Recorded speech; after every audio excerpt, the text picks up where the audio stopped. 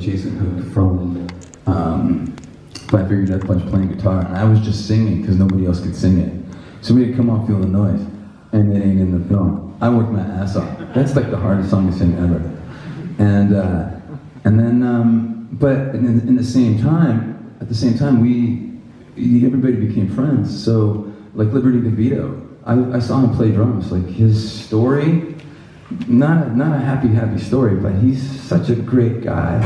And we were in New York on this last tour. We did 2 sold-out nights at Madison Square Garden. And I'm the guy like, holy shit, I got a gig that night, but I'm not doing anything in the day. I should go into the studio. And I call Liberty DeVito and say, hey, do you want to come and play on a drill song on Friday at the Power Station? And he's like, yeah. So, and it's funny because I was Obi O'Brien is John Bon Jovi's like best friend and broadcast engineer for 30 years. And we totally hit it off. We have to have peanut butter and jelly sandwiches before soundcheck. Me and him.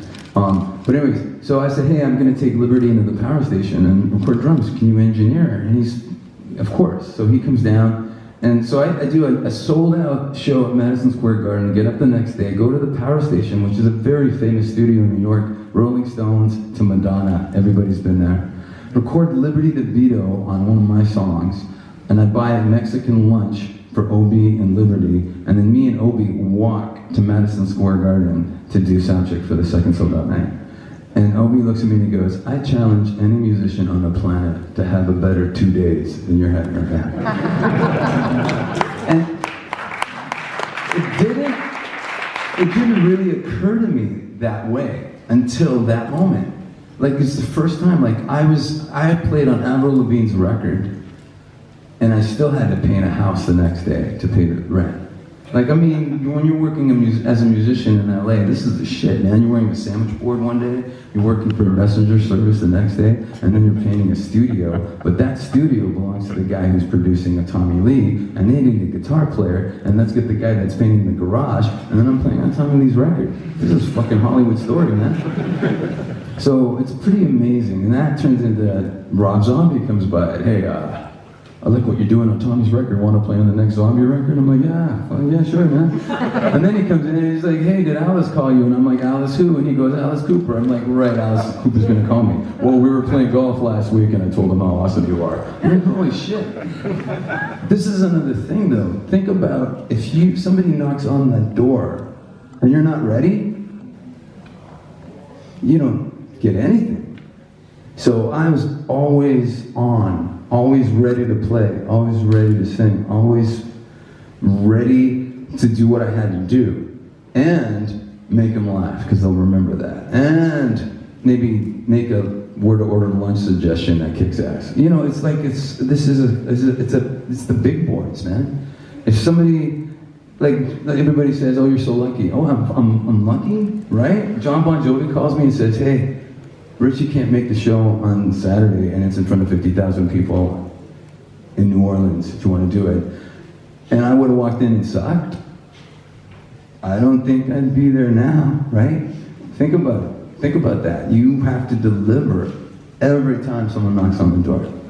That sounds like pizza.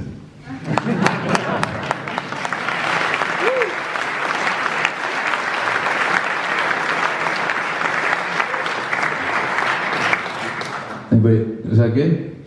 Yeah. I hope so. That was fucking long. Anybody else? What? Make them laugh. I can't hear. Make them laugh. That's what you said. Make them laugh, man.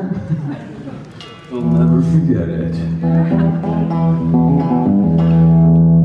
Okay. I don't even know how long I go. I'll just fucking keep going until they say stop. Can nobody say stop? I'm gonna do a song off the new record that's coming out. It's I recorded it with Abel Boyle Jr. on drums at Tommy Lee's studio. I know I'm dropping names, right?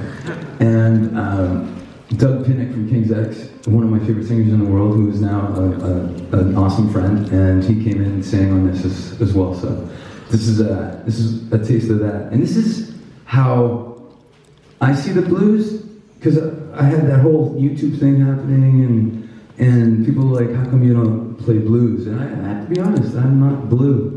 And I'm not I don't know.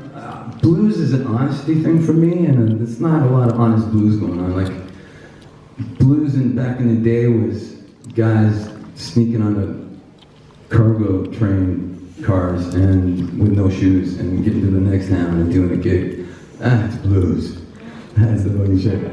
So, but this is, I thought I'd do something for my blues fans, and this came out like this. Except it's just me.